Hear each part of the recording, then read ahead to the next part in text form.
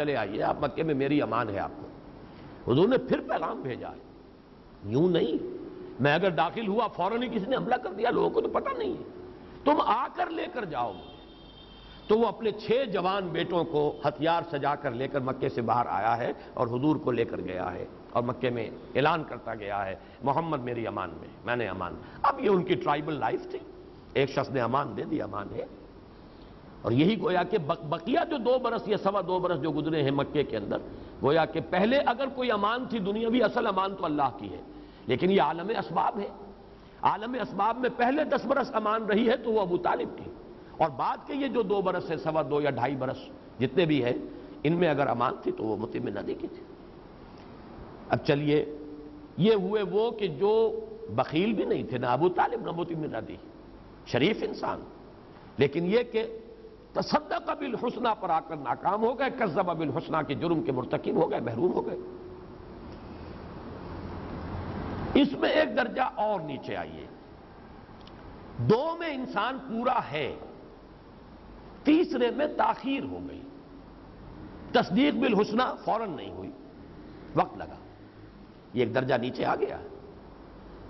اور اس درجے پر فائز ہیں حضرت عمر، حضرت حمزہ رضی اللہ تعالیٰ، 6 برس گزرے ہیں، صدق بالحسنى میں 6 سال کی تاخیر ہے، لیکن بخل بھی نہیں تھا، نہ حمزہ میں نہ عمر میں۔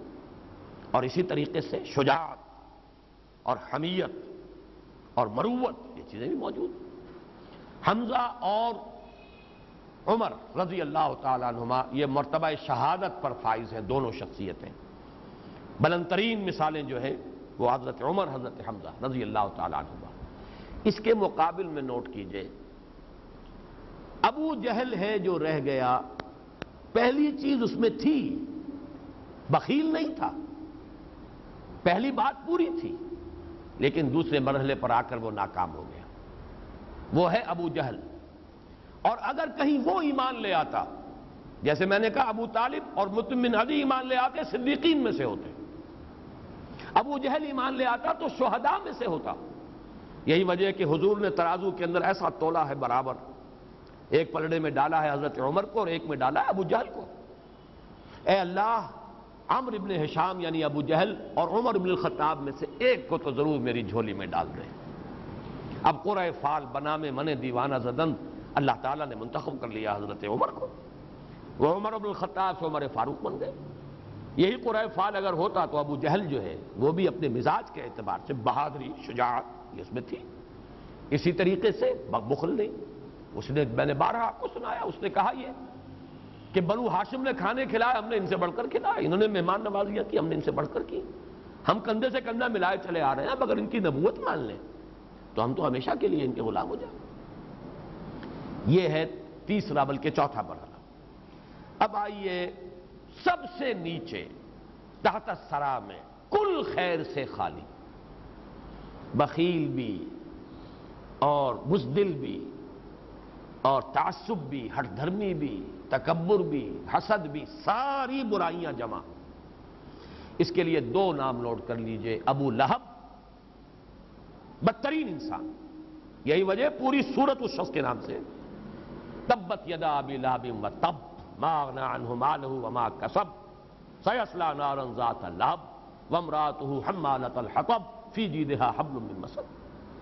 اور اس کے ساتھ بریکٹ کر لیجئے ولید بن مغیرہ، وہ شخص جس پر اللہ کا غضب سورہ نون میں بھی بھڑکا ہے، فلا تطع کل حلاف مہین ہماز مشاء بنمیم مناع للخیر معتد نسیم عتل بعد ذلک زنیم ان کان ذا مال و بنین اذا تتلی علیہ آیاتنا قال اساطیر الاولین۔ وہی ہے جس کا ذکر سورۃ النجم میں ہے، وَأَعْطَىٰ قَلِيلًا وَأَكْدَىٰ، بخیل انسان۔ وہی ہے جس کا ذکر جو ہے وہ سورہ مدثر میں ہے،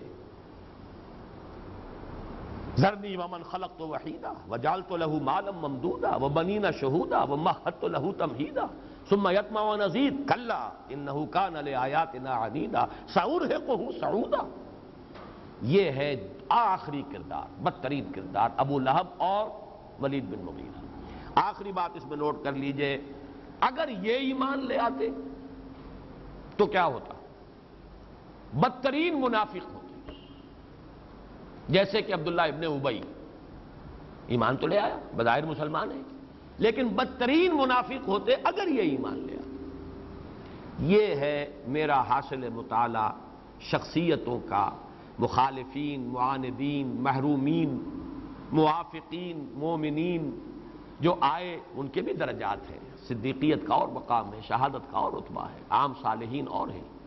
اسی طریقے سے مخالفین میں یا یہ کہ جو محروم رہ گئے، محرومین میں تو ابو طالب اور مطعم بن عدی بھی ہے، محرومین میں پھر ابو جہل بھی ہے، اس سے زیادہ شقی ہے، اور ان میں اشقا جو ہے وہ ابو لہب ہے، امیہ ابن خلف ہے، اسے بہت سے میں نے تو چند نام دیے ہیں آپ کو، ولید بن مغیرہ ہے۔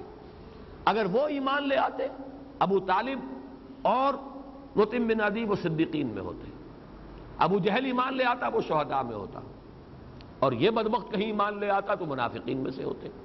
تو یہ ہے شخصیتوں کا پہچاننا اور کردار اور جو کیریکٹرز ہیں مختلف، جیسے کہ حضور نے فرمایا الناس کالمعادن خیارکم فی الجاہلیت خیارکم فی الاسلام، بڑی پیاری حدیث ہے۔ انسان معدنیات کی طرح ہیں، جو تم میں جاہلیت میں بہتر تھے وہی اسلام میں بہتر ہوئے۔ لوہے کی اور ہے، صاف کر لیجئے، لوہا ہی بنے گا نا، وہ کوئی سونا یا چاندی تو نہیں بن جائے گا۔ سونے کی اور ہے، صاف کریں گے سونا بنے گا، چاندی کی اور ہے، صاف کریں گے چاندی بن جائے گی۔ تو الناس کالمعادن خیارہم فی الجاہلیت خیارہم فی الاسلام اذا فقہوا، ایک حدیث میں یہ دو الفاظ اور آئے ہیں، جب ان میں تفقہ پیدا ہو جائے، حقیقت کو پہچان لیں، تصدیق بالحسنی کر لیں، تو جو وہاں بہتر تھے وہی یہاں بہتر۔ ابو طالب اور مطعم بن عدی ایمان لے آتے صدیقین میں ہوتے، ابو جہل ایمان لے آتا شہداء میں، حضرت عمر حمزہ کے ہم رتبہ ہوتا۔ اگر یہ بدبخت ایمان لے آتے تو منافقین میں سے ہوتے۔ چلیے آگے، فَأَمَّا مَنْ أَعْطَى وَاتَّقَى وَصَدَّقَ بِالْحُسْنَى فَسَنُيَسِّرُهُ لِلْيُسْرَى وَأَمَّا مَنْ بَخِلَ وَاسْتَغْنَى وَكَذَّبَ بِالْحُسْنَى فَسَنُيَسِّرُهُ لِلْعُسْرَى وَمَا يُغْنِي عَنْهُ مَالُهُ إِذَا تَرَدَّى۔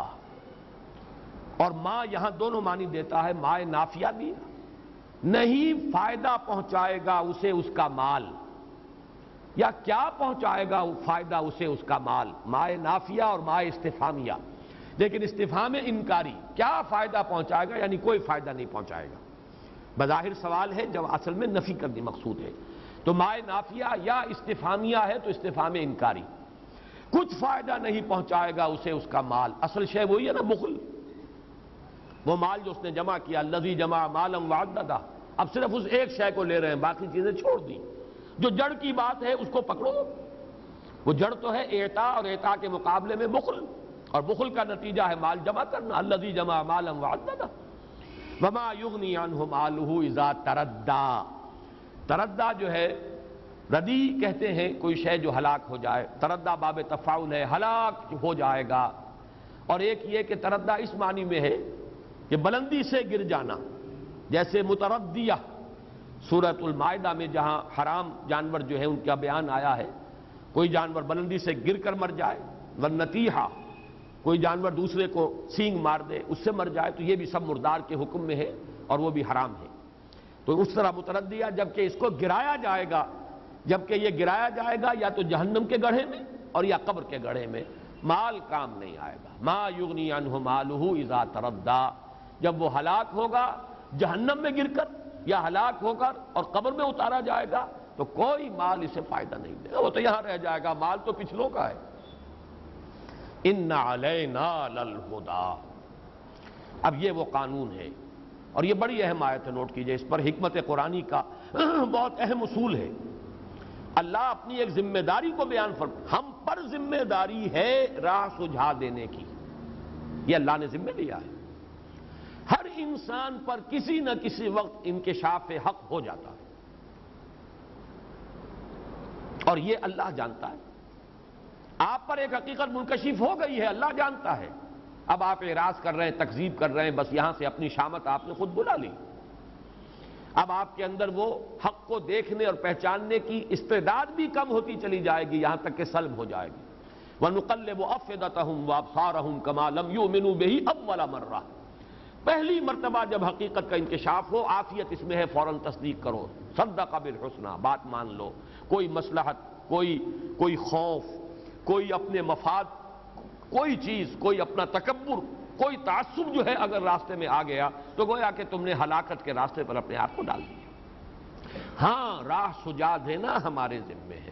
ان علینا للہدی، یہ بھی نوٹ کیجئے اب سورۃ الاعلیٰ، سبح اسم ربک الاعلیٰ الذی خلق فسوی والذی قدر فہدی، یہ وہ بنیادی افعال ہیں اللہ تعالیٰ کے جن میں یہ ہدایت بھی شامل ہے۔ اللہ نے ہر شے کو ہدایت دی ہے، حیوانات کو دی ہے، نباتات کو دی ہے، ان جمادات کو دی ہے، انسانوں کے اندر بھی جبلی ہدایت بھی ہے، اور حق کا انکشاف بھی اللہ تعالیٰ ہر انسان پر ایک مرحلہ ضرور آتا ہے کہ کر دیتا ہے، اس لیے کہ وہ اس کی رسپانسبلٹی ہے۔ انا علینا، ہمارے ذمے ہے، یہ ہمارے ذمے ہے، یہ تو ہم پورا کر دیں گے۔ انا علینا للہدی، ایک دفعہ تو کھول دیں گے کہ حقیقت یہ ہے، اب اس سے اعراض کرے انسان یا اسے قبول کرے، صدق بالحسنی پر عمل کرے یا کذب بالحسنی کا ارتکاب کرے، یہ اس کا چوائس ہے، it's his own free choice. ان علینا للہدی، اور یہ بات بھی یہاں نوٹ کر لیجئے، میں سورۃ الدہر سے ایک مضمون کو بیان کر رہا ہوں۔ یہ جو بعض لوگوں کا خیال ہے کہ اللہ تعالیٰ نے انسان کو ہدایت دے دی ہے، نیکی کی بھی بدی کی بھی، یہ بہت بڑا مغالطہ ہے۔ یہ جو کہا گیا ہدیناہ السبیل اما شاکرا و اما کفورا، وہاں بھی بہت سے لوگوں نے ترجمہ یہ کر دیا ہم نے تو دونوں راستوں کی اسے سوجھ دے دی ہے۔ ہدایت کا لفظ نہیں آئے گا بدی کے لیے، ہدایت اللہ خیر ہی کے لیے دیتا ہے، بھلائی ہی کے لیے دیتا ہے۔ السبیل کہا ہے، دو راستے نہیں کہا، انا ہدیناہ السبیل، ہم نے اسے سیدھے راستے کی ہدایت دے دی ہے، ہم نے سیدھا راستہ اس پر کھول دیا ہے، ہم نے حقیقت کو منکشف کر دیا ہے۔ البتہ اب اس کا چوائس ہے، اما شاکرا و اما کفورا۔ اسی طرح ہدیناہ النجدین میں جن لوگوں کا یہ خیال ہے کہ اس سے مراد ہے نیکی اور بدی کی راہ دونوں کی ہم نے اسے ہدایت اور سوجھ دے دی ہے، یہ بھی میرے نزدیک صحیح نہیں ہے۔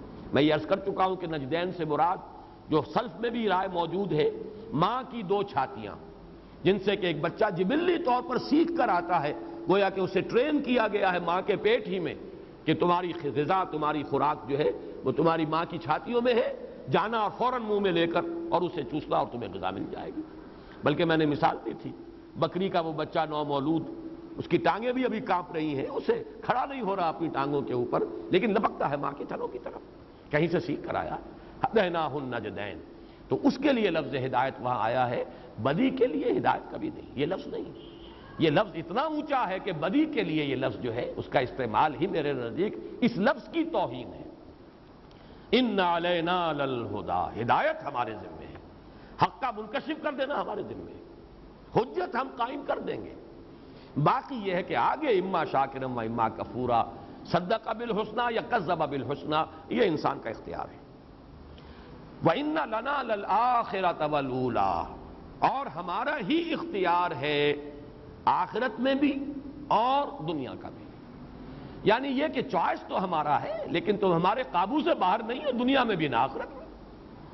تم چوز کرو گے نیکی کا راستہ، لیکن ہماری توفیق اور تیسیر کے بغیر نیکی کے راستے پہ چل نہیں سکو گے۔ تم چوز کرو گے بدی کا راستہ، تم ارادہ کرو گے چوری کرنے کا، کر نہیں سکو گے جب تک کہ ہمارا اذن نہ ہو جائے۔ ہم قادر ہیں، ہماری قدرت محیط ہے اس پوری کائنات کو، یہاں پتہ تک بھی ہمارے اذن کے بغیر ہل نہیں سکتا۔ تو وہ آخرت ہو یا دنیا، یہ دونوں ہمارے کنٹرول سے کوئی ان میں سے باہر نہیں ہے۔ وَإِنَّ لَنَا، لنا جو ہے یہ ملکیت کے لیے بھی لام آیا ہے اور اس کا اختیار مطلق بھی ہمارے پاس ہے۔ وَإِنَّ لَنَا لَلْآخِرَةَ وَالْأُولَىٰ فَأَنذَرْتُكُمْ نَارًا تَلَظَّىٰ، تو دیکھو میں نے تمہیں خبردار کر دیا ہے اس آگ سے، ڈرا دیا ہے، آگاہ کر دیا ہے، وارن کر دیا ہے جو بھڑکتی ہے۔ یہ جو لظا آیا ہے سورہ معارج میں، انہا لظا نزاعۃ للشوا تدعو من ادبر وتولی، تو یہ نوٹ کر لیجئے کہ جہنم کے بھی مختلف طبقات ہیں۔ کہیں اسے سعیر سے تعبیر کیا گیا ہے، کہیں اس کو حمیم سے تعبیر کیا گیا ہے، مختلف الفاظ ہیں۔ کہیں جہنم کا لفظ ہے، جہیم ہے، کہیں لظا ہے۔ لظا کہتے ہیں بالکل روشن انگارے، چمکدار انگارے۔ ایک آگ وہ ہے جس کے اوپر کچھ راکھ آ گئی ہے، وہ نظر نہیں آ رہے، دمکتے ہوئے انگارے، بھڑکتی ہوئی آگ، وہ لظا ہے۔ اور معلوم یہ ہوتا ہے اس صورت کے مضامین کی مناسبت سے کہ یہ جہنم کا بدترین حصہ ہے، اس لیے کہ اشقا کا لفظ آ رہا ہے، نہیں جھونکا جائے گا اس میں مگر جو سب سے زیادہ شقی ہے۔ یہ میں ابھی وضاحت کروں گا کیوں اشقا کا لفظ یہاں آیا ہے۔ ان لنا للآخرۃ والاولی فانذرتکم نارا تلظی، میں نے خبردار کر دیا ہے، تم مجھے بلیم نہیں کر سکو گے کہ تمہیں بتایا نہیں گیا، وار نہیں کیا گیا۔ فانذرتکم نارا تلظی، وہ جو بھڑک رہی ہے آگ، جس کے دمکتے ہوئے انگارے، لا یصلاھا الا الاشقی، نہیں داخل ہوگا اس میں مگر وہی جو سب سے بڑا بدبخت ہے۔ اب اس میں بعض لوگوں نے یہاں سے وہی جو چور دروازے نکالتے ہیں اپنے فسق و فجور کے لیے کہ جی جہنم میں تو صرف اشقا جائے گا، یہ کم شقی جہنم میں نہیں جائیں گے، آیت ہے یہاں تو اشقا جائے گا، صرف بدبخت ہی جائے گا۔ گویا کہ اگر میری وہ وضاحت بھی سامنے ہو تو ابو لہب اور ولید بن مغیرہ تو جائے گا، ابو جہل تو نہیں جائے گا، پھر چلیے ابو جہل بھی چلا گیا تو اور تو نہیں جائیں گے، یہ بات نہیں ہے۔ جہنم کے طبقات ہیں، یہاں اشقا کے حوالے سے نارن تلظی، جہنم کا وہ طبقہ جس کے اندر صرف تمازت نہیں ہے، صرف حدت نہیں ہے، صرف تپش نہیں ہے، بلکہ بھڑکتی ہوئی آگ اور جیسے لیونگ سنڈرز جنہیں آپ کہتے ہیں، جس کے انگارے وہ دہکتے ہوئے ہوں گے۔